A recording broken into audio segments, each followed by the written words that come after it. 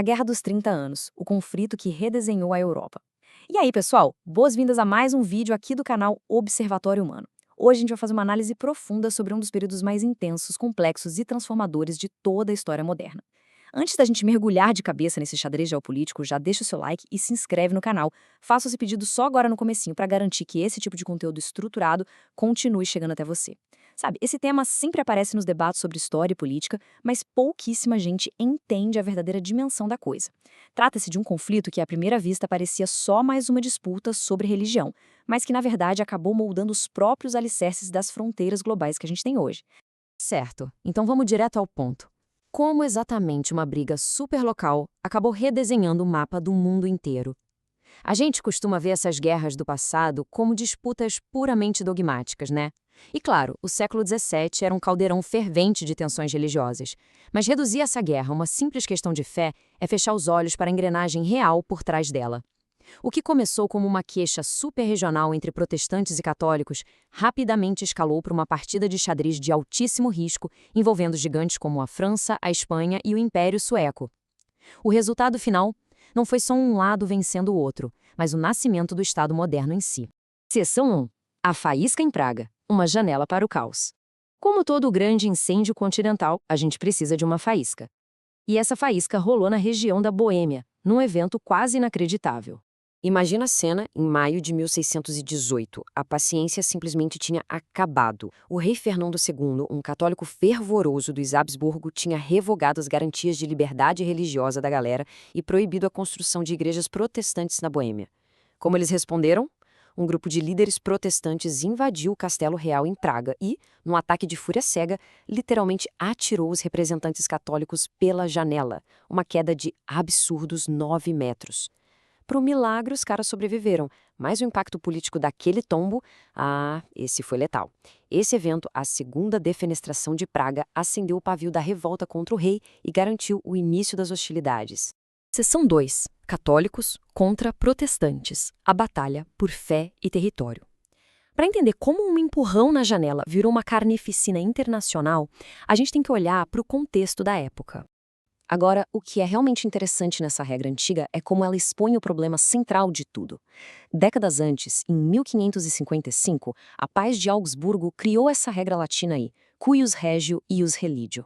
Na prática, significava quem manda no pedaço, dita a religião da galera. Parece prático no papel, né?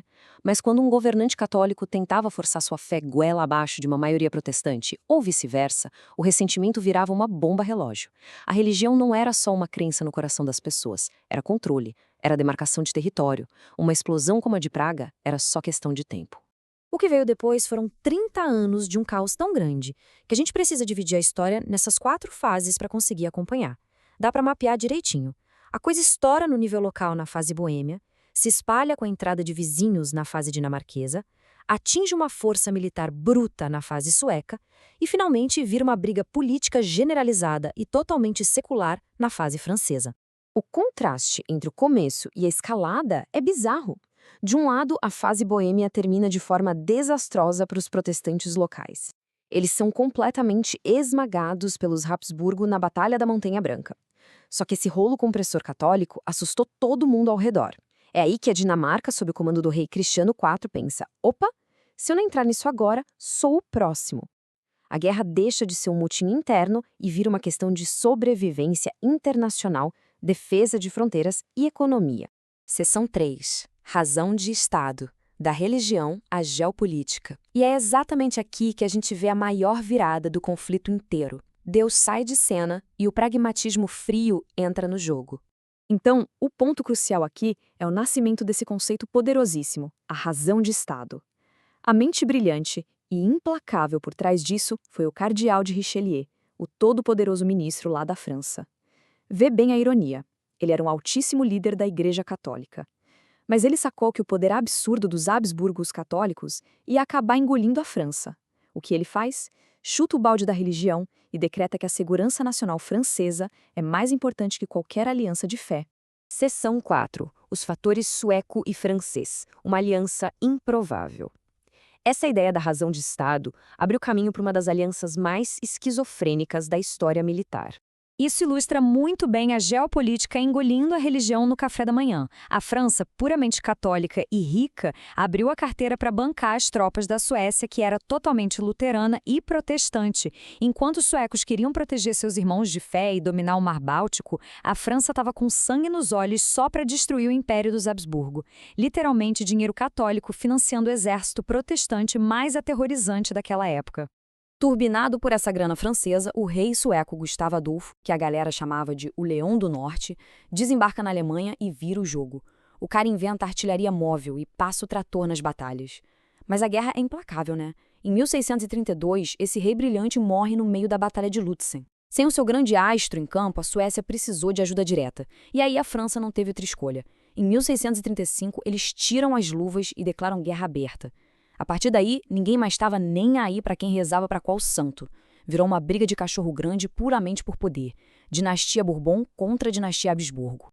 Seção 5, o Précio da Guerra, um continente devastado. Mas olha, enquanto os reis e cardeais brincavam de war em seus palácios, a gente precisa parar um segundo para olhar o terror real lá embaixo na Terra. Esse é um daqueles números que dá um nó no estômago. 8 milhões de mortos.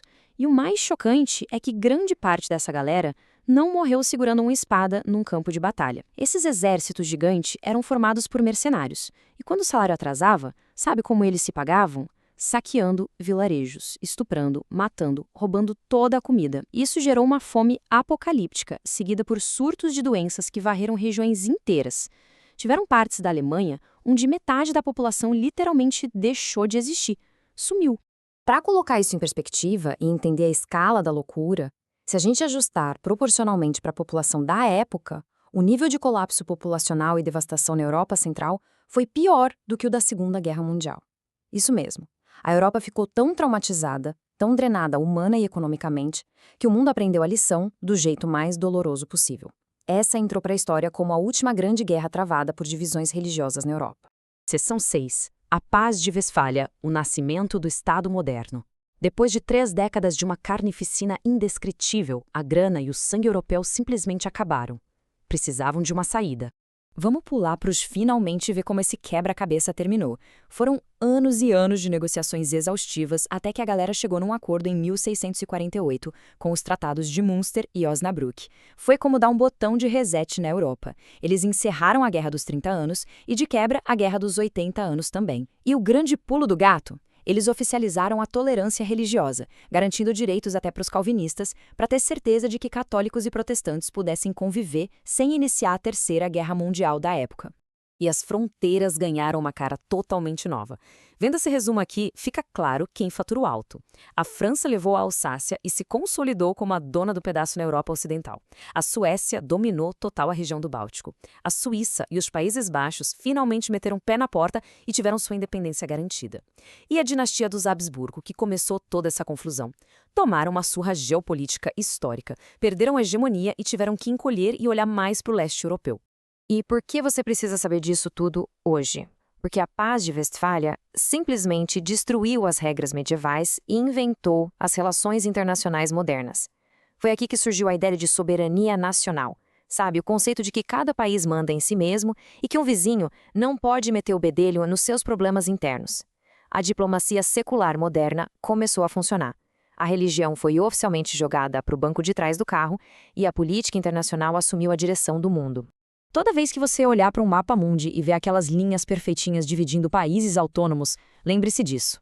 O nosso próprio conceito de país nasceu no meio das cinzas de 8 milhões de mortos.